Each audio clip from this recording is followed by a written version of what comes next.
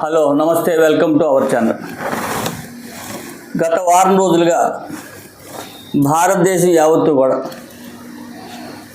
యుద్ధరంగంలోనే ఉంది. పహల్గాంలో పాకిస్తాన్ తీవ్రవాదులు చేసినటువంటి దురాగతానికి భారతదేశం యావత్తు కూడా రగిలిపోతుంది. ప్రపంచం మొత్తం కూడా భారతదేశం ఏమి చేస్తుంది, ఈ సమస్యను ఎట్లా ఎదుర్కొంటుంది, ఈ సమస్యకు సమాధానం ఏం చెబుతుంది అని ఎదురు చూస్తున్నటువంటి సమయంలో భారతదేశంలో ఇప్పుడున్నటువంటి పరిస్థితులు మనం గమనించాల్సినటువంటి అవసరం ఉంది. బయట ప్రపంచాలన్నీ కూడా భారతదేశం తప్ప మిగతా ప్రపంచం మొత్తం భారతదేశానికి వెన్నుదన్నుగా నిలిచినాయి. మీరు ఏమి చేసినా మీకు ఇష్టం వచ్చింది చేయండి, మేము చూస్తాం, మేము మీకు సపోర్ట్ చేస్తామని. కానీ భారతదేశంలో ఉన్నటువంటి కొద్దిమంది నాయకులు వాళ్ళు ఏం మాట్లాడుతున్నారు? అవగాహనతో మాట్లాడుతున్నారా?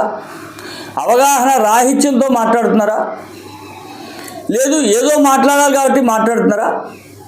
లేదా సార్ ఈ దేశం పట్ల వీళ్ళకి భక్తి భావన శ్రద్ధ ప్రేమ అభిమానాలు ఏమైనా ఉన్నాయా అనేటువంటి విషయాలు ఇప్పుడు మనం ఎవరెవరు ఏం మాట్లాడారో వింటే దాన్ని బట్టి మనకు వీళ్ళ మానసిక స్థితి ఏమిటనేది మనకు అర్థమవుతుంది.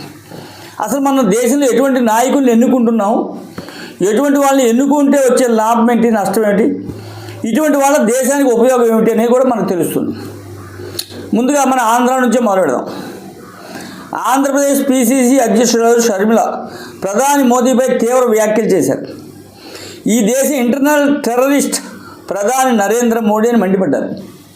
ఇండియా నిఘా వ్యవస్థలు మోడీ వ్యవస్థలుగా మారేచ్చారని ఆరోపించారు.